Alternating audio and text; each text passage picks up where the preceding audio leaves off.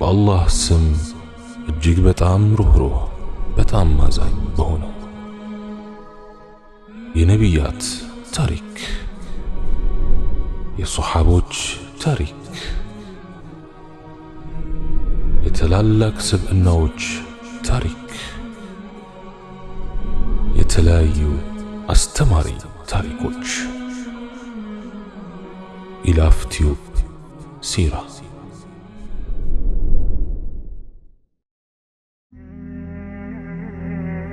بسم الله، اللهم لك الحمد كما ينبغي لجلال وجهك وعظيم سلطانك، والصلاة والسلام على حبيبنا رسول الله وعلى آله وصحبه ومن والاه. السلام عليكم ورحمة الله وبركاته.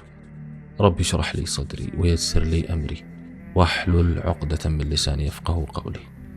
ባለ ታሪኩ እንዲህ ብሎ ይጀምራል። ልክ የዛሬ ዓመት ኸሚስ ማታውን እናቴ ህመም ላይ ስለነበረች እንዳትደነግጥ ብዬ ለሁላችንም ታላቅ ለሆነችው እህቴ ደውዬ እንባ እየተናነቀኝ አንቺንና እማን ላወራችሁ እፈልጋለሁና እማ ጋር እንገናኝ አልኳት። ድንጋጤ ውስጥ ሆና ምን ሆንክብኝ? የት ነህ? ልምጣለህ አለች። እኔ እማ ጋር እየሄድኩ ነው፣ እቤት ሳልገባ እጠብቅሻለሁ፣ ተያይዘን እንገባለን ብዬ ውጭ ጠበቅኳት። ብዙም ሳትቆይ መጣች። እጄ ላይ ሻንጣ ይዤ ስለነበር እየተንቀጠቀጠች ምን አገኘብኝ ስትለኝ እኔ ደህና ነኝ፣ እማ ተኝታ ሊሆን ስለሚችል እቤት ተረጋግተን እንግባ ብዬ ገባን። እንደገባንም እናቴን ዘይረናት ስናበቃ እግሯ ስር ወድቄ ከልብሽ አፉ በይኝማ አልኳት። መንገድ ልጀምር ነው አልኳት።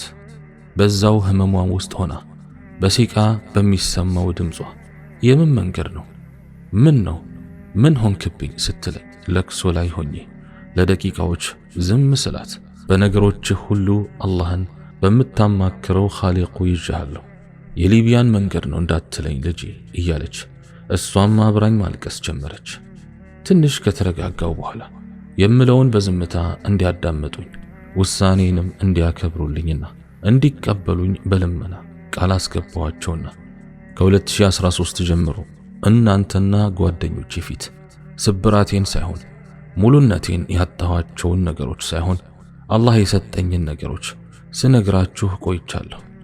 በተቃራኒው ግን 4 ዓመት ሙሉ ስላሳለፍኩት ከባባድ ሙሲባዎች ለናንተ ከነገርኩ አላህ ላይ ማማር ሊሆንብኝ ነው።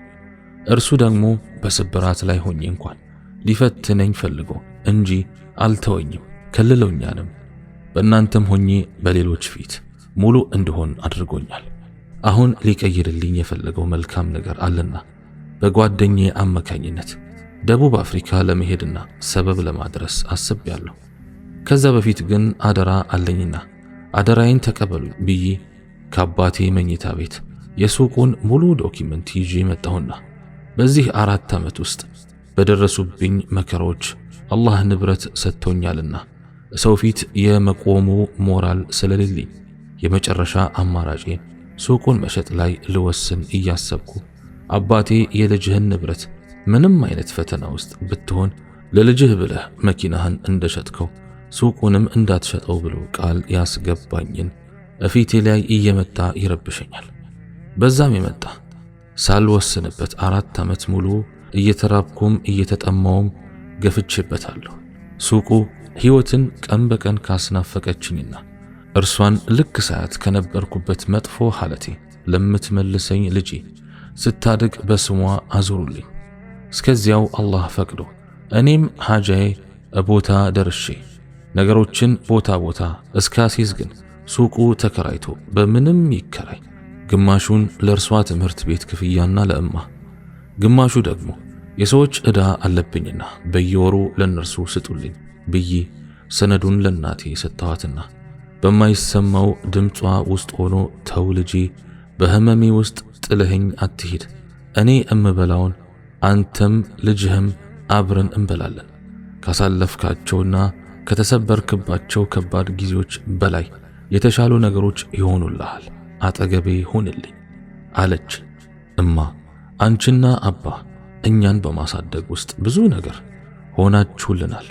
እኔም ለልጄ መክፈል ያለብኝን ሁሉ ልከፍል አትከልኪኝ፣ ልጄም አትዘንብኝ ብዬ እንዳታስቆመኝ ድጋሜ አፉታ ጠየቅኳትና ዱዓ ብቻ እንድታደርግልኝ ነግሬያት ሻንጣዬን ይዤ እየሮጥኩ ወጣሁ። ሱብሒ ላምበረት መናኸሪያ ውስጥ ሰግጄ ከኔ ጋር ከነበሩ 2 የሰፈሬ ልጆች አንድ በላኪው በኩል ከገጠር ከመጣ ልጅ ጋር ተያይዘን ሞያሌ ድረስ በቆረጥንበት ባስ ውስጥ ገብተን ጉዞ ጀመርን። የልጄ ከውተር ድምፅ ሳልሰማ አለመምጣቴ ያብከነክነኝ ጀመር። ሆድ ቢብሰኝም ከቤት ስወጣ በዛች ጣፋጭ አንደበቷ የምታደርግልኝን ዱዓ ብሰማትና ብቀበላት ምን ነበር? ምን አይነት አባት ነኝ እያልኩ ራሴን እየወቀስኩ ጉዞዬን ቀጠልኩ። ሐዋሳን አልፈን የማላውቀው ቦታ ላይ ለቁርስ ውረዱ አለንና ተሳፋሪዎች በሙሉ ወረድን። ጓደኞቼ ቁርስን እዘዙ ብዬ ካሸሪው ጋር ሄጄ ይቅርታ ወንድሜ ስልክ አስደውለኝ ብዬ እቤት ደወልኩና ከውተርን እንዲያገናኙኝ አድርጌ ሐዘን ውስጥ ሆኜ አሰላሙ አለይኩም ከውሱ ከማለቴ ለሰላምቴ ምላሽን ሰጠችኝና አባ ምን ነው ዛሬ ጁምዓ ለመስገድ ቀጠሮ ነበረን እኮ ለምን ሳታስነሳኝ ሄድክ አለች። የምለው ሲጠፋኝ ለቅሶ ውስጥ ሆኜ ዝም እያልኩ ተደጋጋሚ ሄሎ አባ ስትለኝ ማውራት ከብዶኝ አውፍ በይ ጥዬሽ መስጂድ ስለሄድኩ በጣም ወድሻለሁ ብዬ ስልኩን ዘጋሁባትና መሬት ላይ ቁጭ ብዬ ማንባት ጀመርኩ። ካሸሪውና የሆኑ ሰዎች መጥተው አረጋጉኝ። ተነስቼ ውዱእ አድርጌ ጥግ ቦታ ፈልጌ ሰላት ዱሃ ሰግጄ ለልጄና ለመንገዳችን ዱዓ አድርጌ ከጓደኞቼ ጋር ቁርስ በላሁና መንገዳችንን ቀጠልን። በመኪና ከሞያሌ እስከ ኬንያ ትሄዳላችሁ የተባለን ሰዎች 18 ቀን ሙሉ በ3 ቀን አንዴ ምግብ እያገኘን ለዋና ከተማዋ 100 ኪሎ ሜትር ሲቀር ሙሉ በእግር ተጓዘን። በመንገዳችን ሁሉ እኔም ሆንኩ ጓደኞቼ ዚክርና ሰላዋት አለ ነቢይ እያወረድን ቀጠልን። አላህም በ3 ቀን አንዴ የምናገኘውን ምግብም ሆነ በረሃብና ጥማት እንዲሁም ድካም ውስጥም ሆነን ነገር ግን የደቂቃዎች ስሜት ብቻ እንዲሆን አድርጎ አሳለፈልንና 19ኛው ቀን ላይ በመኪና ናይሮቢ ድረስ 100 ኪሎ ሜትሯን እንድንጓዝና እንድንደርስ አደረገን። አረፍ ስንል ሌላ 7 ተጨማሪ የስቃይ ቀናቶችን በዛች ጠባብ ክፍል ውስጥ 67 ሆነን እያደረን አሳለፈን። ምንም እንኳን አላህ ስብሓንሁ ወተዓላ አሐሲበ ናሱ አዩትረኩ አየቁሉ አመና ወሁም ላ ዩፍተኑን ሰዎቹ አምነናል በማለታቸው ብቻ እነሱ ሳይፈተኑ የሚተው መሆናቸውን ጠረጠሩን ቢለንም የእርሱ ፈተና መውደቂያ አይደለም፣ ሰብራችንን ሊፈትሽ አስቦ ነውና እናልፋለን እያልኩና አብሮኝ ለነበሩት እያበረታው ጉዞ ቀጠለን። ከናይሮቢ ሞምባሳ ድረስ በኮንቴነር እንደ ዕቃ ታጭቀን ጉዞ ጀመርን። ምንም ትንፋሻችን ቢያጥርም አላህ አልቆረጣትምና እንደዛ እንደታፈንን ሞምባሳ ድረስ ሌላ መኪና መጥቶ ተቀበለንና እንዳለፉት ቀናቶች ጫካ ለጫካ እየተጓዝን የምናድርበት ቤት አደረሰን። ከ2 ቀናት በኋላ ሌላ መኪና መጥቶ ከሌሎች ጋር ተቀላቀለን። ተጓዝንና ለሞተረኞች አስረከቡን። 2 እና 3 ሰው እያደረጉ ሌላ ጫካ አስገቡንና ለታንዛኒዎች አቀበሉን። እዛም በ24 ሰዓት አንዴ አንድ እሽግ 16 ፍሬ የምትይዝ ስላይስ ዳቦ ለ2 ተካፍለን እየበላን እንድንቆይ አደረጉን። ለተከታታይ 5 ቀንም ከመግሪብ እስከ ሱብሒ ምንም መጠለያ የሌለው ጫካ ውስጥ ሆነን ዝናብ ቀጠቀጠን። የዚህ ሰዓት ነበር ከወገቤ ቀና ማለት ሲያቅተኝ ያ አላህ አሁን እንኳን አልቻልኩምና ሩሄን ውሰዳትና ጓደኛዬም ሁሉም ነገሬ ከሆነው አባቴ ጋር ቀላቅለኝ ብዬ ሩሄን እንዲወስዳት ዱዓ አደረግኩ። ግን ሩሄን ሊወስዳት አልፈለገም። ሌላ ፈተና ሊፈትነን ፈለገና ዝናቡን አቁሞልን ከነበርንበት ጫካ ወጥተን ሌላ ጉዞ እንድንጀምር አደረገ። መርሐባ ከማለት ውጭ ምንም አማራጭ አልነበረኝምና ከወገቤ ትንሽ ቀና ብዬ መራመዴን ከሱብሒ በኋላ ከሌሎች ጋር ጉዞዬን ቀጠልኩ። ይዞን የተጓዘው መኪናም ደራሽ ውሃ የሚያልፍበት ምንም መሻገሪያ የሌለው ወንዝ ዳር ላይ ጥሎን ሄደ። ወንዙን የሚያሻግሩን ሰዎች እናንተ እዚህ ከመድረሳችሁ አንድ ቀን በፊት 16 ሰዎችን ውሃው በልቷልና ሳትርበተበቱና ሳትለያዩ 23 እና የመጨረሻው ግሩፕ 24 እየሆናችሁ ተያይዛችሁ ውሃው ወደሚወርድበት እየተራመዳችሁ ለማለፍ ሞክሩ አለ። ድንግጥግጥ አልኩ። ከሁሉም ወደ ኋላ ቀረሁና አላህ ሆይ ልጄንና እናቴን አደራ ብዬ ዱዓ አድርጌ ስዞር 65ቱ አልፈዋል። ከገጠር መጥቶ አብሮን ጉዞ የጀመረው ልጅ የውሃውል መሃሉን አጋምሶ ብቻውን አየሁት። እየፈራው ገባሁ። ወገቤም ሊያራምደኝ ስላልቻለ ውሃው ይዞኝ መሄድ ጀመረ። አልፎኝ የተሻገሩት ሁሉ መጮህና ማልቀስ ጀመሩ። እኔም ሸሃዳዬን ያዝኩ። ለአላህም ከአባቴ ጋር ሊያጣምረኝ መሆኑን ሳስብ አልሐምዱሊላህ አልኩ።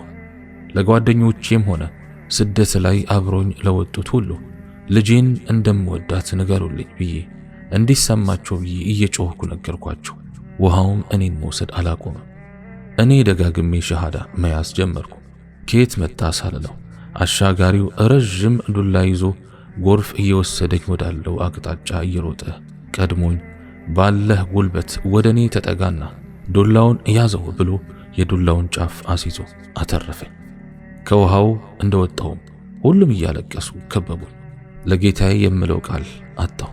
የሽኩር ስጁድ ወረድኩ። በመጨረሻም ሌላ አድካሚ ጉዞ በረሃብ በጥማትና በድካም ጀመርን። በልጄ የውልደት ቀን በድፍን ወር ከአራተኛ ቀናችን በመንገዴ ላይ ስላለፈው ዓመት የውልደቷ ቀኗ ጥሩ ጊዜ ያሳለፍነውን እያሰብኩ ህዳር 19 2016 ታንዛኒያ ላይ ጭኖን የነበረው ኮንቴነር መኪና አልነሳ ብሎት እስኪያስተካክል ድረስ ጫካ ውስጥ አሳርፎን ብዙም ሳንቆይ በሀገሪቷ ፖሊሶች ተያዘን። ለልጄ የማስባቸው ህልሞችም አብሮኝ ተያዙ። ወደ አስፈሪውና ጭካኔ ስለሚበዛባት ሞሾ እስር ቤት አሰሩን። ከህዳር 19 እስከ ታህሳስ 3 እዛ እስር ቤት ውስጥ ከታሰርም በኋላ ፍርድ ቤቱ የወሰነብንን ከእስር ነፃ መውጫ ገንዘብ ደቡብ አፍሪካ ሥራ ሊቀጥረን የነበረው ሰው ከኔ ጋር አብሮኝ ከመጡት 3ቱ ጋር ለእያንዳንዳችን 180,000 ብር ከፍሎ ወደ ሀገር ታህሳስ 5 2016 እንድንገባ በአላህ ፈቃድ አደረገ። ሀገር ገብቼ ተረጋግቼ ነገሮችንም ከአላህ ጋር ከተስተካከሉልኝ ቦታ አስይዤ የልጄ ቅርስ የሆነው ሱቄ ላይ ሥራ እጀምርበታለሁ ብዬ ባልምም ህልሜም ሱቄም ልጅነቴን ሁሉ ለነገ የተሻለ እንዲሆንልኝ የሰጠሁት ሱቄም አይኔ እያየ አመድ ሆነ። አላህ ሆይ ከዛ ሁሉ በላ ያወጣኸኝ ለልጄም እኖር ዘንድ ሌላ ህይወት የሰጠኸኝ ለዚሁ ነውን? ይላል ባለ ታሪኩ። አላህ ስብሓንሁ ወተዓላ ለእንዲህ አይነቱ የስደት ጣጣ አይዳርገን። አላህ ስብሓንሁ ወተዓላ ያሰብነውን ሁሉ በሀገራችን ያሳካልን። መውጣቱም ግድ ከሆነ አላህ ስብሓንሁ ወተዓላ የረገጥነውን መሬት ገር ያድርግልን። ባለንበት ያሰብናቸውን ሁሉ ያሳካልን። አላህ ስብሓንሁ ወተዓላ እኔ በተናገርኩት እናንተን በሰማችሁት የምንጠቀም ያድርገን። سبحانك اللهم وبحمدك أشهد أن لا إله إلا أنت أستغفرك وأتوب إليك وآخر دعوانا أن الحمد لله رب العالمين والسلام عليكم ورحمة الله وبركاته.